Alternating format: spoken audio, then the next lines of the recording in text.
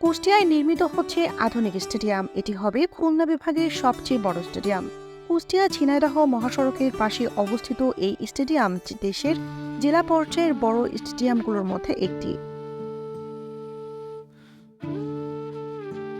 1968 সালে স্থাপিত আগের স্টেডিয়ামের পুরাতন স্থাপনার সব সরিয়ে ফেলা হয়েছে। জোরে সরে চলছে এই নির্মাণ কাজ। খুব দৃষ্টিনন্দন হচ্ছে এই গ্যালারি। দক্ষিণ কোণে 50 মিটার জায়গা জুড়ে নিউজিল্যান্ডের মাঠের আদলে টিলার মতো গ্রিন গ্যালারি থাকছে। এখানে মাটিতে শুয়ে বসে খেলা দেখতে পারবেন দর্শকেরা।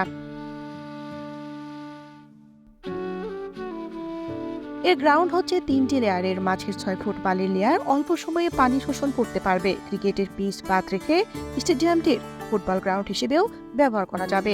স্টেডিয়ামে থাকছে 4 তলা বিশিষ্ট প্যাভিলিয়ন, লিফট, প্রতিবন্ধীদের জন্য আলাদা বসার স্থান সহ নানা সুবিধা।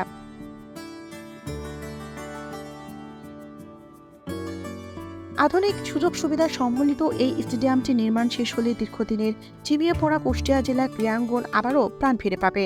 দেশে ক্রীড়াঙ্গনে কুষ্টিয়া জেলার অসামান্য অবদান রয়েছে। এই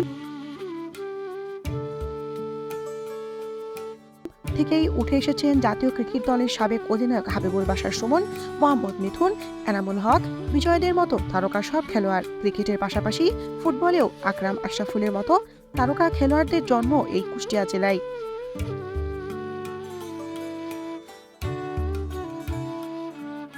এলাকাবাসীর প্রত্যাশা, এই স্টেডিয়াম তৈরির পর নতুন নতুন খেলোয়াড় বেরিয়ে আসবে।